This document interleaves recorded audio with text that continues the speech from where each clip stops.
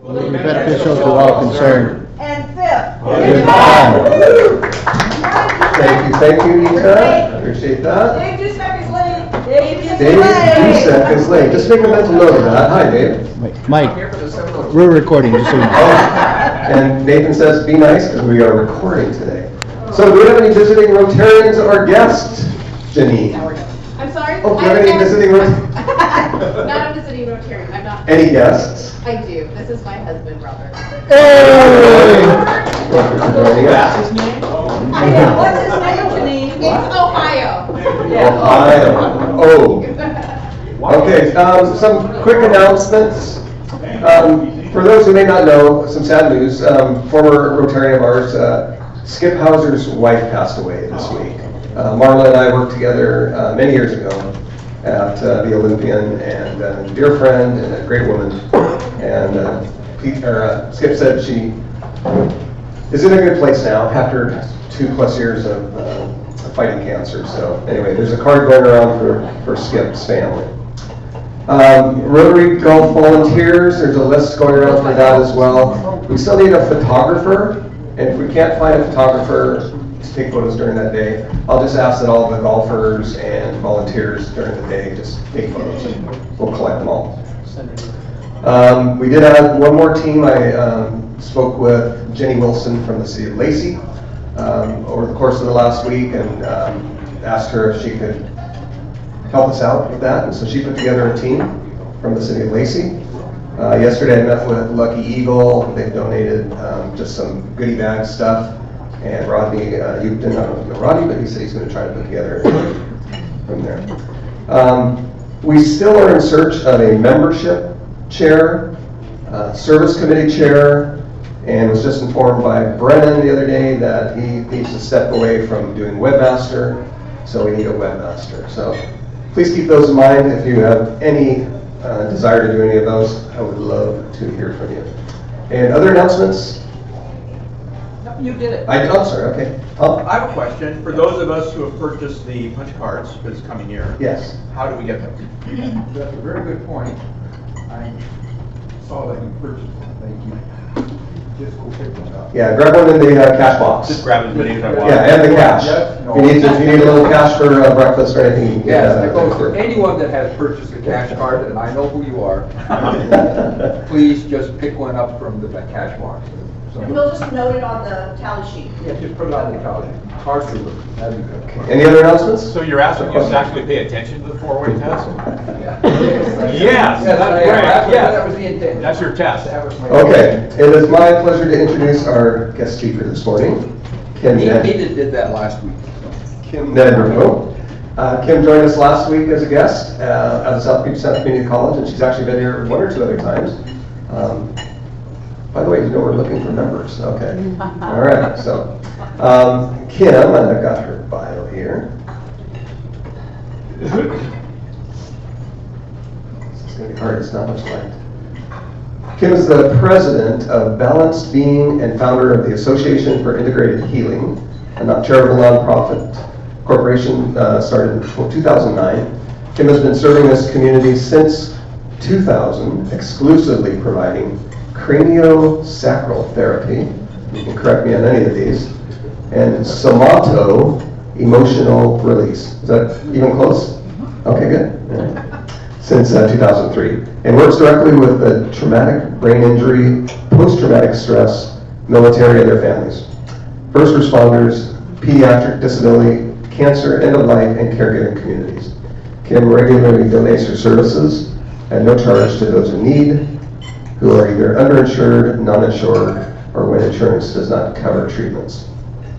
Kim has been working since 2000 in craniosacral therapy and is one of approximately 300 diplomatic certified therapists in the country. Please welcome Kim Nedrow.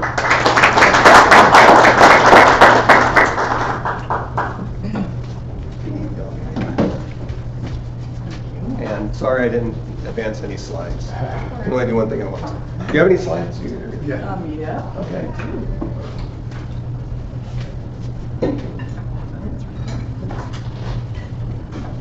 Oh, Got to do that too. So we're not going to go through all the sponsorships, but I do want a special shout out to Tom. There we go. And if you want to just try it, so the down button, yeah, is. Yes. Thank you very much. Good morning, everybody, and I'm so grateful to be here. This is a little new for me, getting out in the community and doing the presentations. I've just pretty much had my nose to the grindstone for the last 24 years. So I appreciate your patience. We're grateful to be here today and share some information about what we're doing in the community and how it can affect all of us who have loved ones, first responders, veterans, people that are suffering from trauma. I am the president of the Balanced Being and the founder of the Association for Integrated Healing. And the focus for those, well, everybody suffers from trauma to some degree. It's all personal. It's all what it is for you in that moment with what's happening. And you'll see that a little bit later in the video. This work is really near and dear to my heart in that I am a family member of a veteran. And New Year, excuse me, I have an immediate family member and many other family members that have served personally that I've witnessed the trauma for. I even have some uncles that worked in World War II and have worked with them through their process, and things change from that time as people grow older, as people move through life. They have different observations about those things. So to be with people through that process is, I don't take that lightly. So,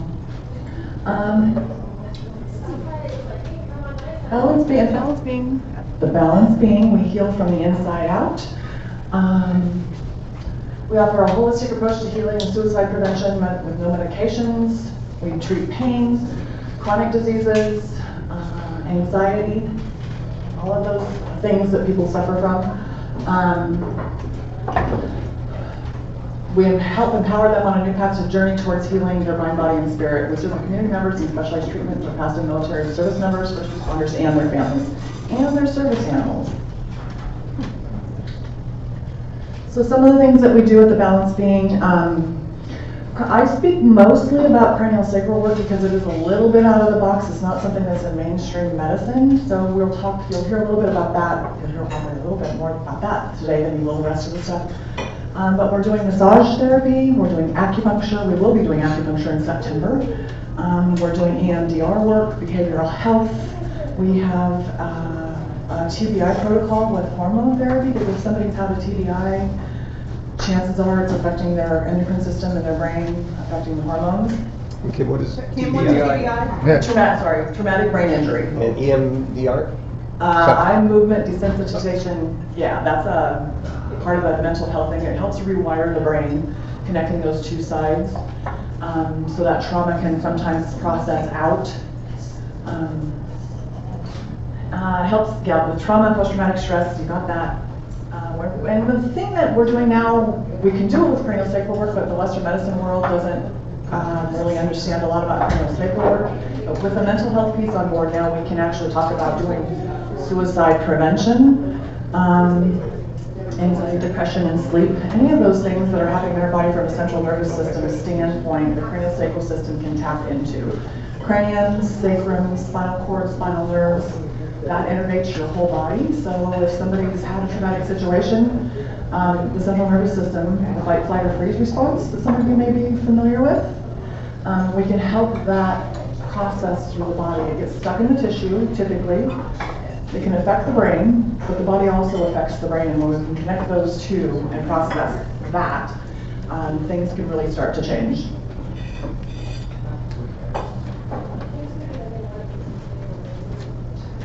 So why CST? CST is non-invasive. It's a gentle modality. We typically come in with 5 grams of pressure, which is like the weight of a nickel. And when a body can realize that we're not going to push and pull it, it can start to soften up. Even with massage, and I get my massages myself, but even with massage, sometimes you get something that gets in there and there's this little bit of, not quite sure if it's going to hurt or it's starting to hurt. That doesn't happen with craniosacral work. So the body can actually start to soften up when we get into those deeper levels. We are, our bodies are like layers of an onion. One trauma after another gets stuck in the tissue. We don't use pharmaceuticals. And it can affect every aspect of your life, and it allows the body to heal itself. So we can treat most anything. Well, we can treat anything, and the body will respond with what it needs to have happen. And there's a book called The Body Keeps the Score. I'm guessing some of you are familiar with that, and that talks about what I'm just talking about now. The body keeps that score. The brain can rationalize and justify and make sense of things, but the trauma can get stuck in the tissue, and the body just holds on to it and protects us, which I think is a really lovely thing. But when we start compiling those things, it can be an issue for the body. So this is a little 5-minute video of what the 4 of our veterans experienced. I think that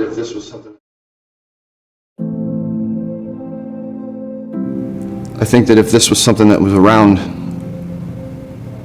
15 years ago, there would have been a lot less of my friends that killed themselves or living somewhere else.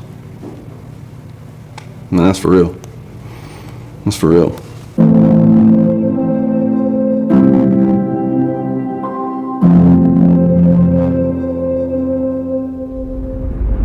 I was an infantryman. I was wounded in combat twice. I have been diagnosed with moderate to severe PTSD. I am also bipolar 2. I served in the Marine Corps. I'm 90% disabled. A lot of broken bones, dislocated my neck on a parachute, night jump. I joined the military right out of high school, got medically retired after 3 years because I started having seizures. My PTSD also was a big contributor in that. My hips were messed up and I had a lot of joint problems. I had a lot of time and exposure to Agent Orange. I got the Parkinson's. I have diabetes as well. My pancreas is non-functional. My Parkinson's is one of the things that I've gotten some really good treatment from. The cranial helps it? Yes, it does. Craniosacral therapy deals with the central nervous system. When we've had traumas in our bodies tend to store them. And those can be physical traumas, emotional traumas. And when we can tap into those parts of your body and support your body's natural ability to heal and let go of those, bodies can start to function on a more normal basis. The best way I can describe it, going in there feeling like a washcloth that was just wrung real tight, but the water won't come out. It lets that water out and then also undoes that washcloth. It is the subtlety of the central nervous system that we're accessing. They put their hands under your neck and usually under your low back and hold it for a while and you'll start to feel your muscles. You can feel it coming out. It's not an invasive treatment. It's you're absolutely in control, 100%. Combat changes people from the inside out. And I think cranial will fix you from the inside out. For us, it's a matter of not having an expectation of what healing looks like. It's being able to meet that person where they're at with whatever's coming up for them in any given moment. Sometimes there's an emotional component that comes up. That can look different. There can be words attached to that. There can be physical movement as the body, the trauma comes and processes through and out. I've been through many different types of treatments, from sitting on a couch with a shrink to EMDR, lots of different types of drugs. Cranio's that silent one that comes out of nowhere that realizes, oh crap, this is really working. My pain levels have dropped. My range of motion has increased. They've put me on pain meds, gabapentin, Topamax. I've tried all of the anxiety medications, every single one of them. I've done all the therapies, I've done regular counseling, and that didn't help. And I feel like craniosacral work is kind of an all-in-one. It helps with my anxiety, and it helps with like pain levels. The VA needs to put this into a mainstream type therapy. The hurdle is navigating the VA system. You get one set of 10 sessions, and then that's it. Like 10 sessions is just starting. You just start to break away all of those things. I had a series of treatments, 9 or 10.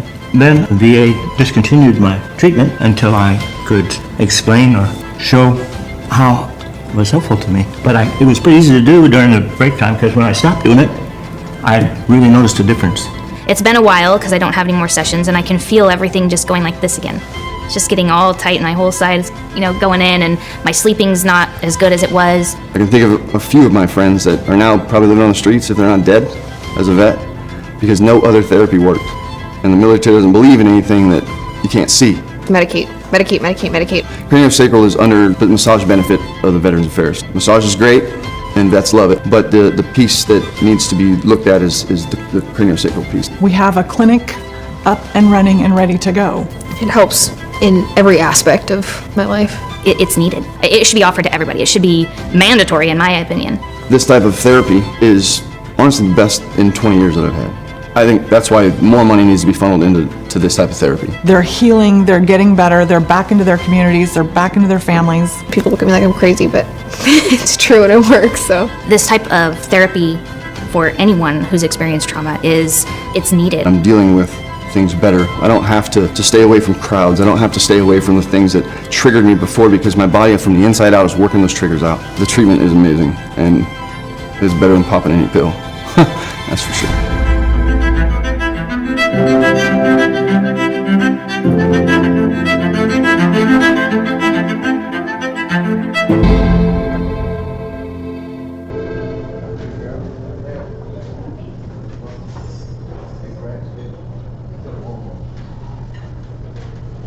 That's the kind of work I get to do. That isn't something I chose, it actually chose me. And every single one of those sessions are sacred. Those are 5 to 10 minute sessions that we did. That video was done over 2 days. They volunteered to get on the table, and they'd all been treated before, but they could drop into that space, that healing space. And you saw Daryl a little bit go into a whole body thing. Part of that movement that he had was from a particular battle he was in. And bodies sometimes, like you slip your finger this way, you pull it out the same way, you don't pull it out the other way. And so bodies sometimes get back in those positions, from a physics standpoint, in order for that energy to come back out. So he was dealing with some things. That's not the first time he dealt with that on the table, but he got a different piece of that every single time. Was that a gentleman with the Parkinson's? No, Daryl was the one that had his fist cuffed and was kind of, yeah. The gentleman with the Parkinson's, this is a funny little story. I told the video guy, like, when you need to get him from when he gets out of his chair to the table. And he's like, okay. I said, because it changes from the chair to the table, and he just kind of didn't really take too much about that. And then he said, well, you just came back and said, you let me know when he starts to move, so I did. And the guy taking the video was in tears when he was videotaping that, because he gets on the table and within 3 to 5 minutes he stops moving. So even if it's only for that 45 minutes to an hour-ish, his body is softening, he's getting more oxygen to his tissue, his gut starts to move. Oftentimes we hear visceral movements because everything starts to relax. So even if it's just that, it's a change in their physiology. So it's pretty big stuff. I love the service dog. Yeah, we have them all the time, and they are free we treat the service animal, they're free to get on the table and treat with the person.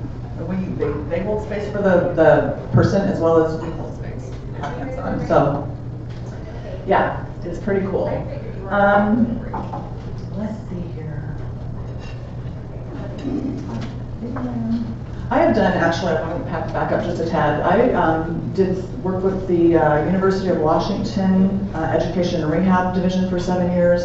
We've done some stuff with the Washington State Traumatic Brain Injury Council for 7 years.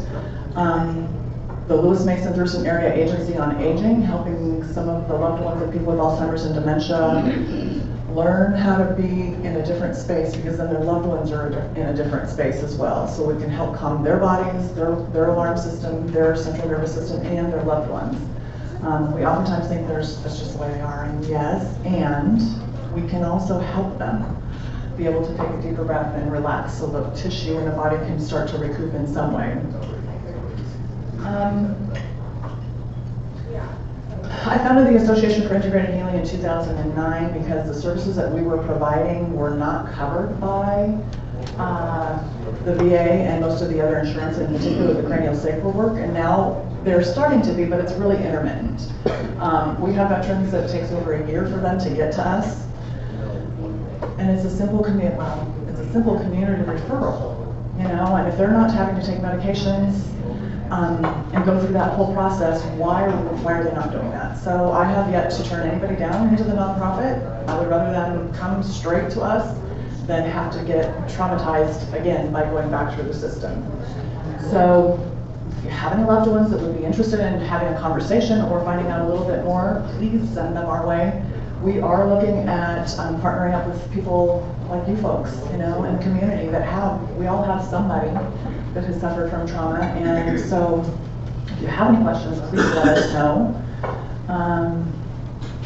Kim, I'm puzzled about the money. If just a regular person, not a vet, their insurance doesn't cover this, what would you charge for a normal visit?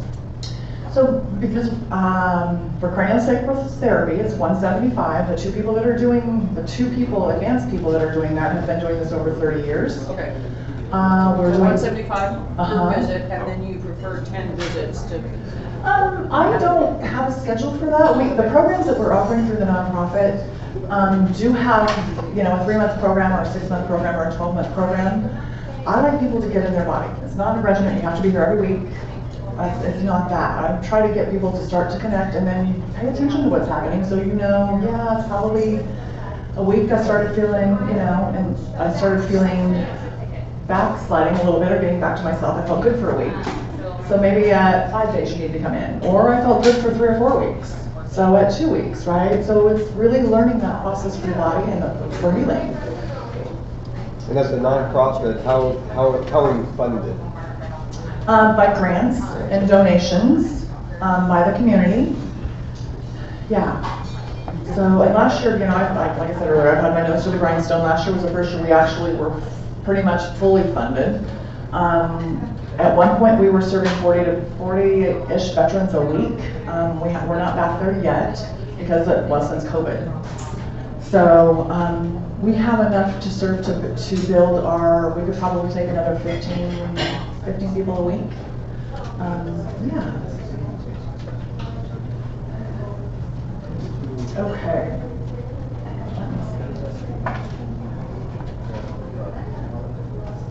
Yeah, this is the nonprofit piece, the Association for Integrated Healing. Specialize in helping service members start deep and life-changing benefits with prioritizing continuity of care. That's a big one. The therapists that we have in the office now, we have 10 therapists. 5 of them are veterans. 1 of them is a doc. The other 5 therapists are, one of them is a doc as well. She's doing some mental health and some Ayurvedic medicines and different things as well. And the other 4 are direct family ties to military folks or first responders. That's something that happened organically. We did not go out and look for that, but what we're doing, the veterans and the first responders are liking. So even the therapists, people that have gotten out that are coming around now, are liking what we're doing and it's working. So they are wanting to participate with us.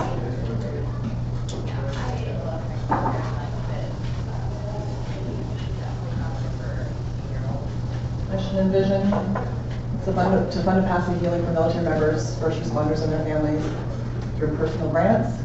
Again, I talk primarily about craniosacral therapy because it is out of the box.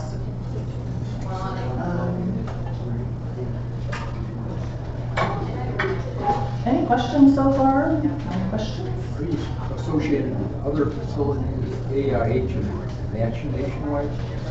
We're not nationwide. It's not. That is something that we're local here. Now, my history has been, I have traveled around the country, internationally even. We've done some dolphin therapy work. We have actually been in Hawaii to treat in the water because with the water there's no gravitational restrictions. The bodies are completely, free to move.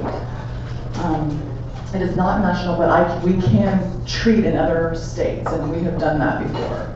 So if we've got a group of people that somewhere else, we will pack up a team and go do a 3-day program for them. And those programs are typically all day, 9 to 4-ish. We have a little briefing in the morning, and then each client gets on the table for the day, and they'll have multiple therapists doing multiple things as the body calls for. It's really about calling what the body calls for.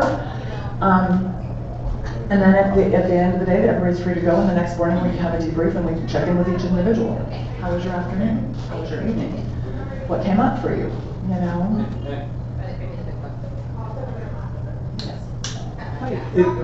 It would be easy to watch the video and assume that what you're doing is a physical manipulation to provide the relief. It strikes me that there's much more to it than that. So for example, you were talking with the person while you were doing it. So kind of a two-phase question. How do you get trained to do that? And is it something that you learn by doing as opposed to learning in a classroom, if you will? And the other component would be, so you're married to the veteran who's having this problem. You observe that this is really helpful. Can you teach the spouse to do some of these interventions that you're doing? Yes, to some degree, and that's what I do with the Alzheimer's group.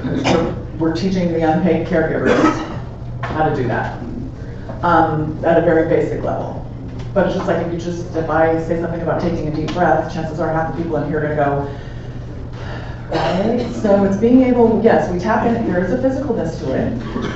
Typically with that 5 grams of pressure, I start at your feet, feeling your body's roadmap. Sometimes, depending what's been happening, when we've had trauma, that gets stuck. The body doesn't typically, we call it the craniosacral rhythm, doesn't typically move evenly and symmetrically. We can tap into that, and at some point,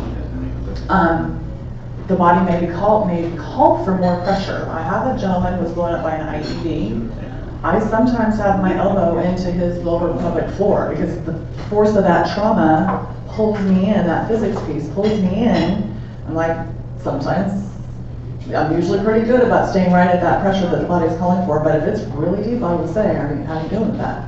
He's like, would you push more? Right? So because he's just in this process of trying to get into how far that blast came into his body.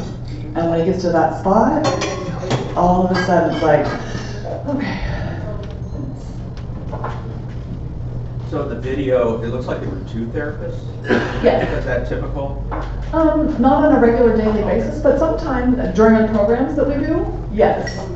And it really amps things up. And we do, I've scheduled a client that I had yesterday for a double therapy for in a couple weeks. We also have another therapist, another client I have, they're having a baby.